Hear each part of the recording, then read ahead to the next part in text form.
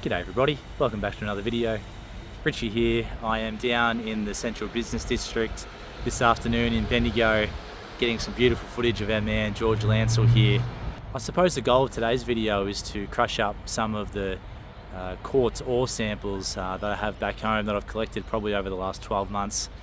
Now, some of this quartz is just stuff that I've found near old mines. It looks pretty cool, whether it's had lots of iron in it or whether it's had lots of pyrite in it. I've sort of collected it with the plan eventually to crush it down. Some of the pieces of quartz have had detectable bits of gold in it. None of the stuff that I've crushed has detectable gold.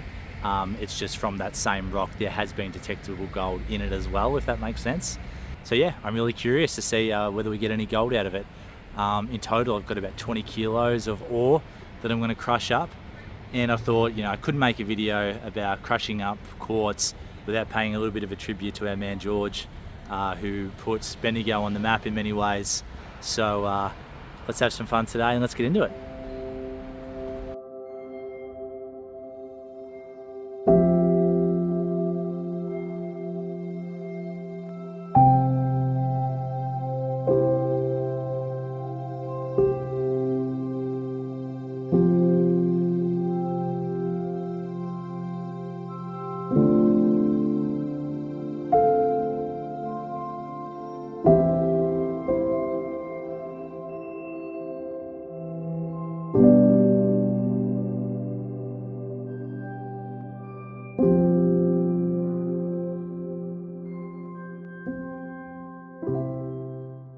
So what do we know about our man George here? Well, we actually know quite a bit. We know he was born in the 1820s in Kent, England, funnily enough, the same place that my ancestors came from in Kent, and then travelled over to Australia in 1853, initially coming into Port Adelaide and spending a bit of time in Adelaide doing some prospecting there without much success.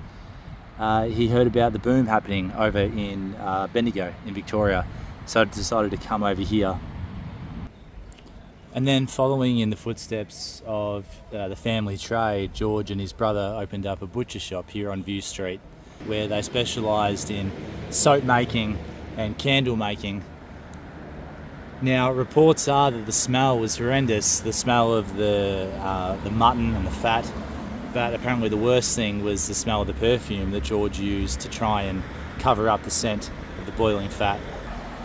Now, in many ways for George, it was being at the right place at the right time, and he made good money as a butcher, grocer and maker of soap and candles, but he had his eyes on bigger things than this. We also know it wasn't all strawberries and cream for George.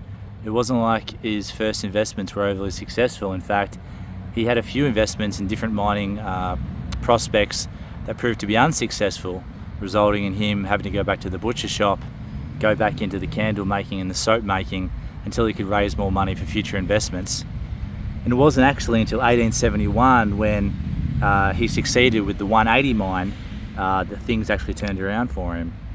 Now, the story goes with the 180 mine that this was a mine on the Victoria Hill line of mines, and it had bottomed out at 180, and there was a deep belief at that time that there was no profit to be made past this point.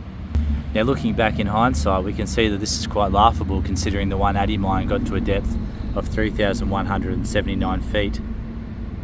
You can just imagine though, the first fella, I think it was a German miner who initially owned the 180 mine, how devastated he must have been in hindsight, because much of George's fortunes were made from this mine. George had a few trips back and forth from England to Australia, as well as a few failed marriages. And it wasn't until an incident in 1880 that George decided to return to England for good, and this actually involved, well, they don't know who exactly, but for those that are familiar with George Lansell, you would probably know about his mansion Fortuna as well, which was a glamorous mansion, especially of the time, that he built for himself.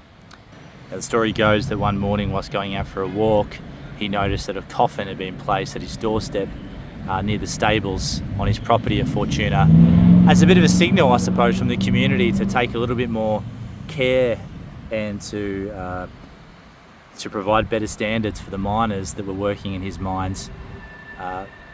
It's well documented that many miners back in those days inhaled a lot of silica dust and developed a lot of lung diseases as a result. Now, what's reported is that all this just became a little bit too much for George, and as I said, he decided to go back to England for good. Unfortunately, because of the depths of his mines, they all flooded and subsequently flooded out a lot of other mines around Bendigo, resulting in the 1880s the whole mining industry in Bendigo going into freefall. As a result of this, a petition and signatures were obtained around Bendigo to the number of 3,000, begging for George to return to Australia with the hope that this would improve things. Some people even say that they thought that George had mystical powers and his absence was the reason, outside of just the flooding, for the flailing Bendigo goldfields. And funnily enough, he saw all these signatures and decided to come back to Australia. And upon coming back, removed the water from his mines, things picked up as they once were, and Bendigo became profitable once more. So it's a pretty amazing story. George and his relationship with the community obviously wasn't all love, but for the most part, I think is a well-respected and loved individual that brought a lot to the community and brought a lot of wealth to the community as well.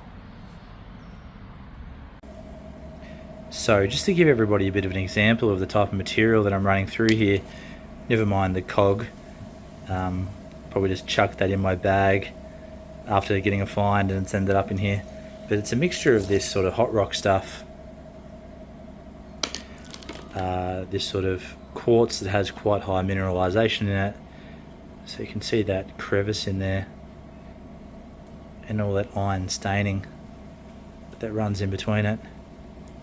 And there's also some pyrite sort of mixed in there that might not show up on the camera, sort of right in the middle of your screen right now. It's sort of glistening. So there's a lot of that stuff. There's some butt quartz in here.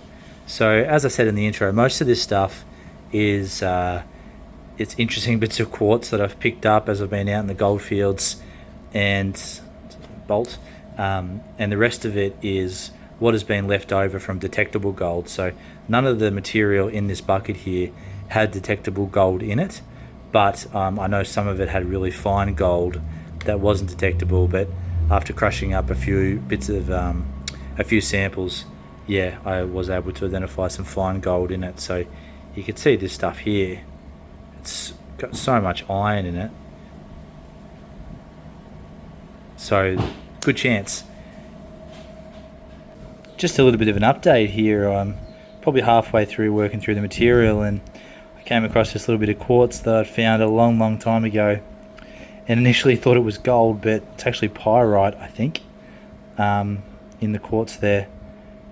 But you'd be very forgiven for walking past that and thinking, oh, look at that nugget attached to that bit of quartz. But if only. It's quite beautiful though.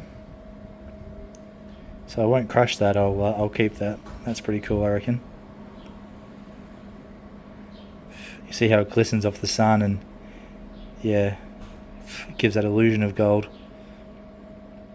Very cool geology. Okay, and this is what I've been left with now that I finished grinding up all that quartz. That was a mission. That took longer than I thought it was going to take. But it's sort of like paver sand now. Now, there is still some rocks that I haven't crushed up yet, and it was mainly because it was just going to take me too long to smash them all up and break them down, and a lot of them aren't really that good looking material. So I'll see how this bucket goes, and then I'll decide after that whether I go to the effort of breaking down those other ones. Okie dokie, well, moment of truth time. And I'll tell you what, ladies and gentlemen, it's definitely summer here in Australia. It's about 9:30 a.m. It's about 33 degrees out here, so we'll try and get this done as quick as we can. So what I'm going to do is I'm just going to fill up the pan, wash it down till I get sort of a concentrate. I'm not going to look. I'm just going to keep doing that over and over and over again until I'm down to just the concentrates, and then we'll have the big reveal, because I don't know what's going to be in this bucket. So let's get into it, and if it gets boring, I'll speed it up. I don't want to drop any. Okay.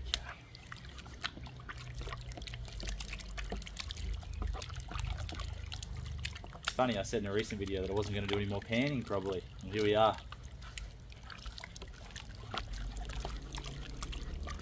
Hope everybody's looking forward to a relaxing Christmas. It's early December. Oh, mid to early December at the moment now, actually. In Bendigo, Victoria. Looking forward to a break, that's for sure.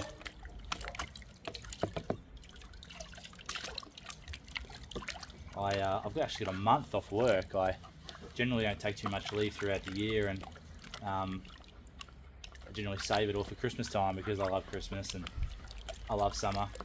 So yeah, I'll have a month off, which will be exciting. Also means I have more of an opportunity to get out and do some exploring. I've got a few adventures planned.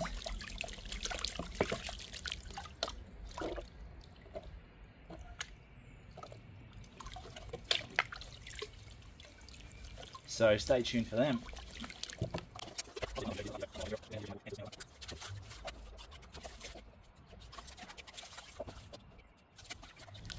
I'm sweating. Maybe black wasn't a good choice either.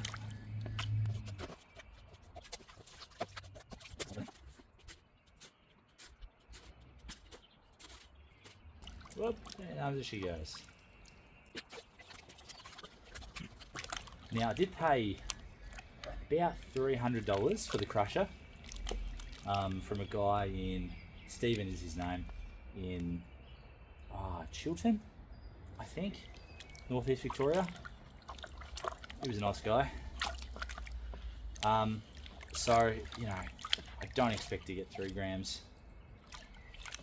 I don't expect to get 3 grams of gold out of this, but if I could get a gram, it's $120, and that would at least get me on the road towards getting my money back.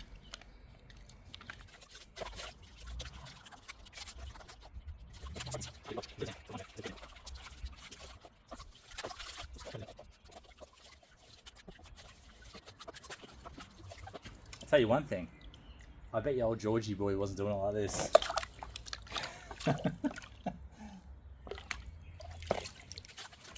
Come on, George. What do you got, George? One time, George.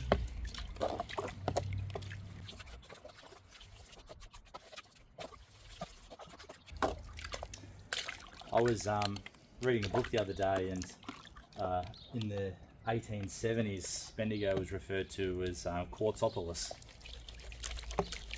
because of the amount of wealth that was taken, the amount of wealth that was gained out of the quartz in the region. So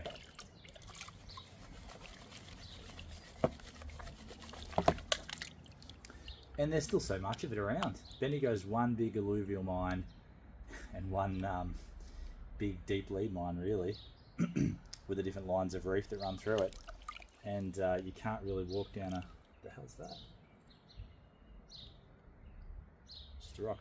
You can't really walk down a street in Bendigo without seeing clumps and clumps of quartz anywhere, so everywhere. So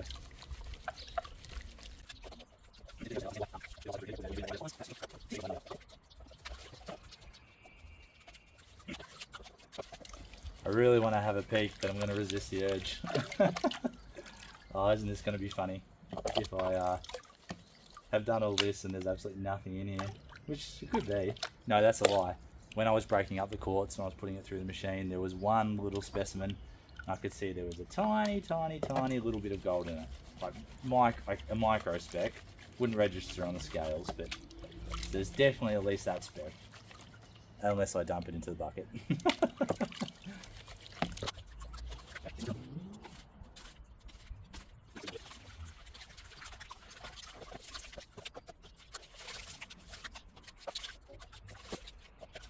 Oh, my knees are getting sore. It's good I'm retired from cricket. People have a busy Christmas this year. I'm sure there's lots of people out there travelling, maybe some people staying at home. Hope you have some downtime.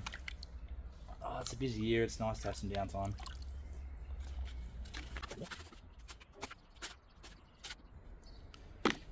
So in terms of my plans over the Christmas break, like I said, I've got a good amount of time off. So one thing I do want to do is go on a little bit of an adventure to Blackwood.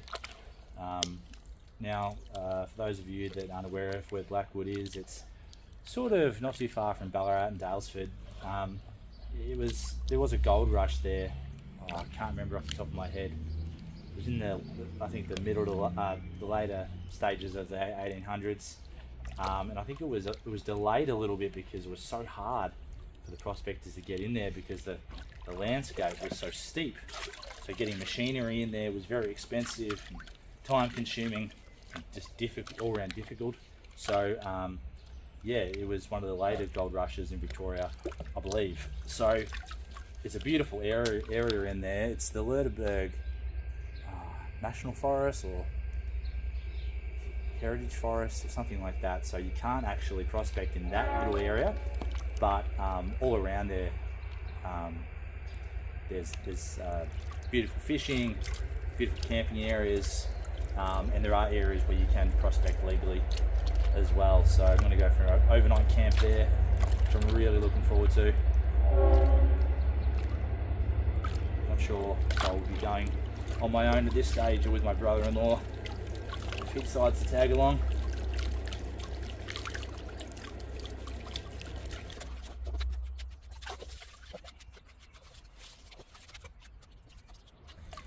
Can't see any gold. Getting worried now. Oh man. Oh well. It's all about the adventure, isn't it? It's all about the unknown.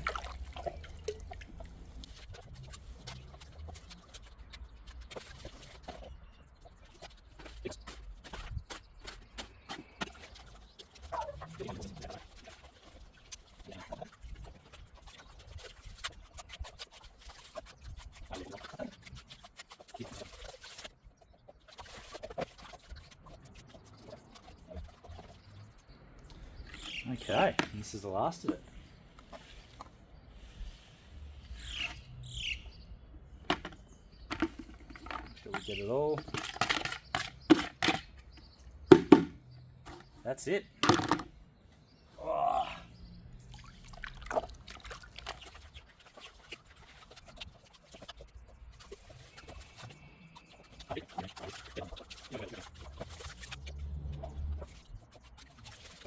I haven't seen any gold yet. So either I'm canning it really well, keeping it nice and long on the bottom, or we're in for a world of hurt. Give me a half gram.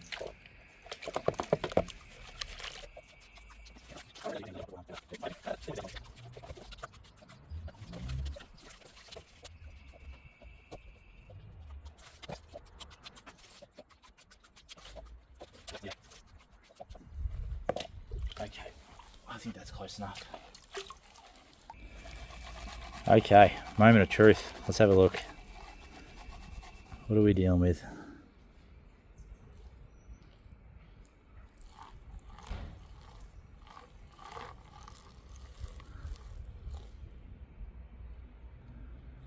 Okay. Yeah, okay, we got gold. We got gold. Oh, that's good. Oh, look at that. Look at that.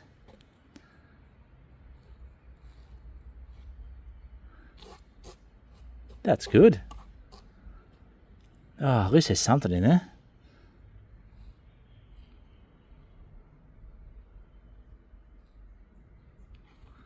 There we go. I don't know how well that's going to show up on the camera there, but there's a good amount of gold in there. It's going to be a nightmare to separate, I think, but it's a lot of black sand.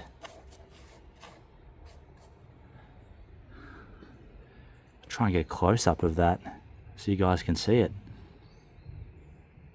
Wow, thank God, at least there's something in there. There's actually quite a bit of gold in there. Okay, I'm going to go do the laborious thing of trying to separate this out. Oh, look at that. How'd that sneak into there? There's a little pendant. I'm going to separate all this out and we'll see what we've got. Hang tight. Okay, well, the real moment of truth now. That looks a little bit sad. Oh, I'm hoping it can get to a gram. It's not 100% pure. There are a few little bits of black sand mixed in with it, but it's pretty close. So let's have a bit of a look here. See what we've got. Okay, I'll tear off this little container. Here we go.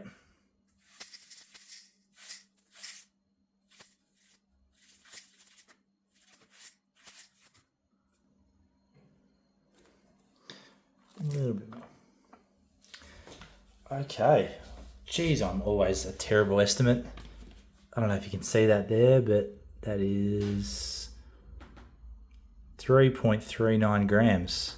So we could probably knock that down to about 3, I reckon, by the time we take out the impurities. So we paid for the crusher, so that's good. That makes it all worthwhile. I don't know if you can tell, but how it's crushed up the gold into like little balls. And at the current Australian gold price, this should come out to about $360, which is fantastic. So yeah, got to be happy with that. Pretty cool. So about 3 grams of gold there. Happy days. Okay. Thank you for joining along today. Something a bit different. As I said, the next month I'm going to be getting out a few more videos a bit more regularly, which is exciting. So until then, take care and I'll see you soon. Bye bye. And no one can ever take